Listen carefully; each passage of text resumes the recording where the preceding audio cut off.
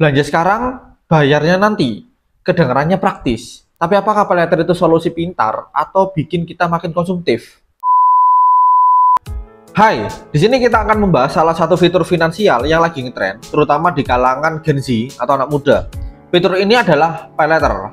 Katanya sih ini mempermudah hidup, tapi kalau digunakan dengan nggak benar, kita malah terlilit utang dan bikin boros.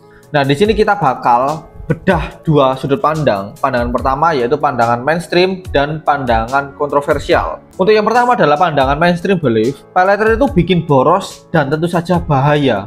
Kalau pandangan kontroversialnya adalah paylater itu alat keuangan yang kalau dipakai dengan benar bisa membantu banget. Oke, kita akan jujur-jujuran di segmen ini ya. Untuk pandangan pertama yaitu pandangan mainstream belief. Pendapat umum yang paling sering kita dengar adalah paylater itu bikin orang hidup di atas kemampuan.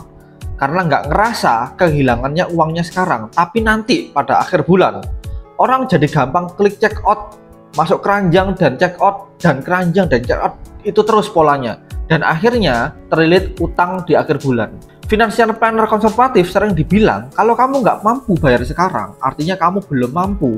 Dan statistik ini juga menunjukin peningkatan gagal bayar atau galbay pengguna paylater, apalagi di kalangan Gen Z dan pekerja awal. Lalu untuk pandangan kontroversialnya adalah paylater itu adalah alat untuk finansial. Kalau kita menggunakan dengan benar, kita bisa terbantu oleh adanya paylater. Tapi tunggu dulu, ada juga yang bilang masalahnya bukan di paylaternya, tapi di cara kita untuk menggunakannya. Paylater bisa jadi solusi untuk cash flow lagi seret. Tapi kalau kamu butuh barang penting kayak HP buat kerja, tapi belum gajian, nah itu salah satu contohnya. Semisal kita mau beli HP, tapi kita belum ada gajiannya, ya sudah kita menggunakan paylater. Dan ini adalah konsumtif, bukan produktif. Nah, beda lagi kalau kita beli HP untuk content creator, untuk production, untuk house, untuk working, itu adalah produktif. Jadi kita tahu ya, mana untuk konsumtif dan mana untuk produktif. Bahkan beberapa orang yang pakai paylater untuk dapatin promo diskon termasuk saya, cashback atau cicilan 0%, itu bisa sangat bagus sekali untuk kalian. Dan tentu saja buat yang disiplin ini bisa jadi alat yang efektif, asal tahu batas dan punya perencanaan bayar yang jelas. Jadi berikutnya adalah perbandingan dan refleksi antara mainstream, anti paylater, dan kontroversial menggunakan strategi. Aspek yang pertama adalah sikap umum. Kalau untuk anti paylater atau mainstreamnya itu adalah menghindari. Sedangkan untuk kontroversialnya itu adalah pakai dengan kontrol atau dengan planner. Lalu aspek resiko untuk orang yang mainstream itu tinggi kalau konsumtif. Sedangkan untuk kontroversial itu tinggi kalau nggak disiplin. Berikutnya adalah aspek manfaat.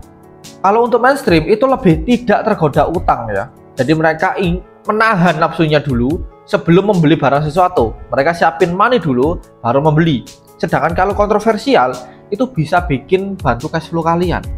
Tapi tentu saja hutangnya di akhir lebih banyak karena ada bunga juga. Dan aspek terakhir adalah siapa yang cocok.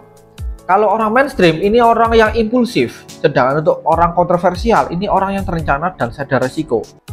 Jadi paylater itu bukan iblis atau setan, tapi ini bukan malaikat juga ataupun orang yang membantu orang kaya dan mau yang membantu. Kalau kamu nggak tahu cara pakainya, bisa jadi bumerang.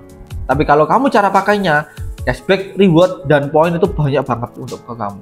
Tapi ada yang bilang lebih baik nunggu mampu daripada maksa beli. Tapi ada juga yang bilang waktu nggak bisa diulang. Kalau ada yang bayar nanti, kenapa nggak dimanfaatkan? Dan itulah paylater.